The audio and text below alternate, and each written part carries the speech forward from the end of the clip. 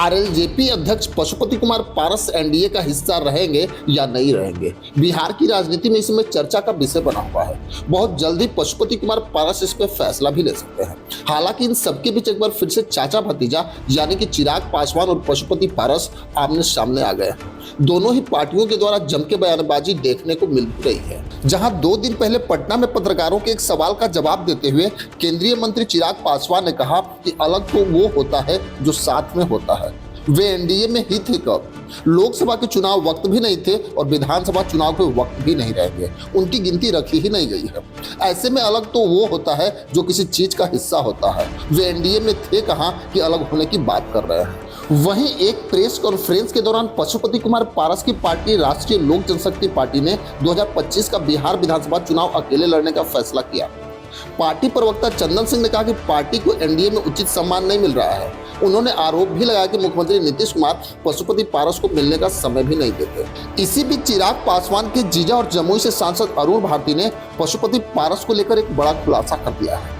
अरुण भारती ने शुक्रवार 22 नवंबर को एक्स पे एक लंबा चौड़ा पोस्ट लिखते हुए कहा कि चलिए मैं आपको एक अनकही वास्तविक कहानी सुनाता हूँ। 2014 का साल भारतीय राजनीति में बड़े बदलावों का गवाह बना। लोक जनशक्ति पार्टी के भीतर एक बड़ा फैसला लिया जाना था, भाजपा के नेतृत्व वाली राष्ट्रीय जनतांत्रिक गठबंधन एनडीए में शामिल होना। अरुण भारती ने आगे कहा कि यह फैसला उन राजनीतिक रूप से अहम था, उतना ही परिवार के भीतर विवादित भी था। चिराग पासवान युवा और दूरदर्शी नेता इस गठबंधन को लेकर पूरी तरह से अडिग थे। वे मानते थे कि एनडीए के साथ जाना न केवल एलजेपी के लिए बल्कि बिहार और देश की राजनीति के लिए भी फायदेमंद था। लेकिन इस राह में चुनौतियां कम नहीं थी। स्वर्गीय रामविलास पासवान जी, जिनका राजनीतिक में वर्षों का अनुभव था, इस फैसले को लेकर शुरू में आशंकित थे। स्वर्गीय रामविलास पासवान समझते थे कि इस गठबंधन के राजनीतिक और सामाजिक परिणाम अलग हो सकते हैं।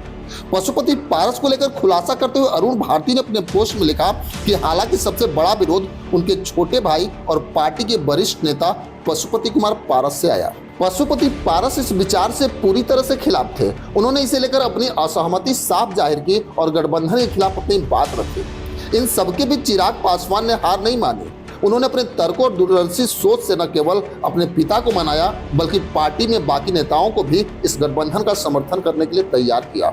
उन्हें अडिग नेतृत्व ने पार्टी को एक नई दिशा दी। अरुण भारती ने पोस्ट में आगे लिखा कि आखिरकार चिराग पासवान जी की मेहनत रंग लाई और एलजेपी एनडीए का हिस्सा बने। यह फैसला एलजेपी के लिए एक ऐतिहासिक मोड़ साबित हुआ, जिसे न केवल पार्टी को नई पहचान दी बल्कि बिहार और राष्ट्रीय राजनीति में नई संभावनाओं के द्वार खोल दिए। यह अनकही कहानी दिखाती कि कैसे नेतृत्व, दूरदृष्टि और दृढ़ता के बल पे हर बाधा को पार किया जा सकता है। लेकिन सबसे बड़ा सवाल है कि इन सारे विरोधों के बाद अब पशुपति पारस क्या करेंगे, ये तो आने वाला समय बताएगा। खैर, इसमें आपकी क्या राय है हमें कमेंट बॉक्स में जरूर लिखिए। बस आज के लिए इतना ही, फिर मिलेंगे। जय